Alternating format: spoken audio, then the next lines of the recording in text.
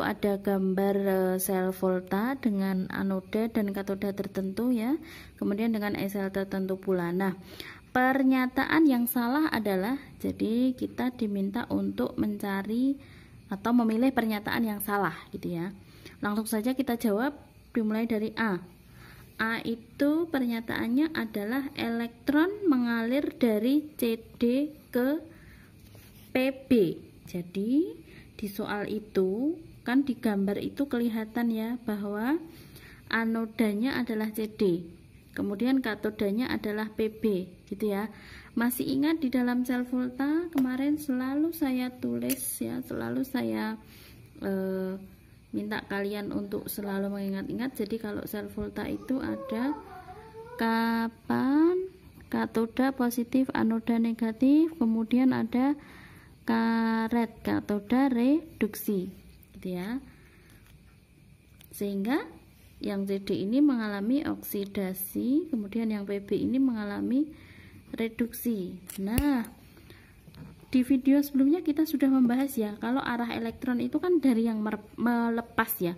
Jadi arah elektron itu dari mana? Yang melepas elektron kan yang oksidasi. Berarti dari siapa? Dari CD yang oksidasi ya ke PB. Berarti A itu adalah benar gitu ya. Kemudian yang B, CD mengalami oksidasi. Oke, CD mengalami oksidasi, betul ya, karena CD itu sebagai anoda, anoda itu mengalami oksidasi, berarti CD mengalami oksidasi itu benar. Kemudian yang C itu apa? PB mengalami reduksi, PB di katoda, katoda karet, katoda reduksi, berarti betul ya, PB mengalami reduksi itu betul. Yang D,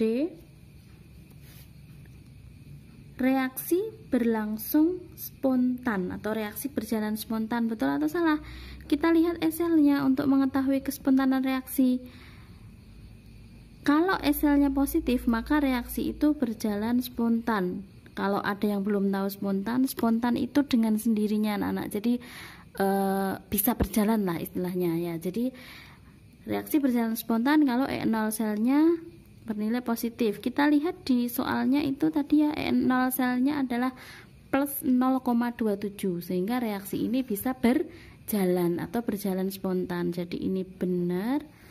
Yang ditanyakan tadi adalah pernyataan yang salah.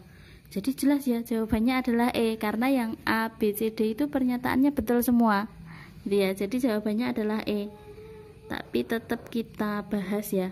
Jadi potensial yang E itu kalimatnya adalah potensial elektroda CD lebih besar daripada PB. Kita lihat, potensial elektroda CD lebih besar dari potensial elektroda PB.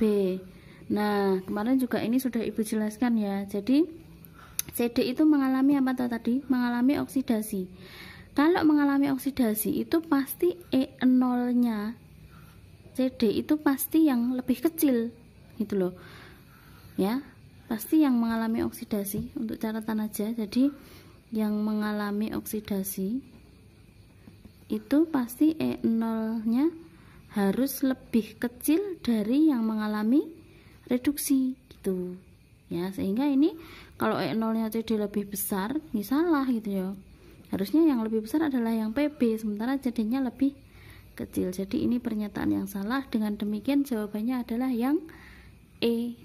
Tuh, mudah ya, mudah sekali ya anak-anak. Jadi besok kalau ketemu yang soal model begini bisa mengerjakan.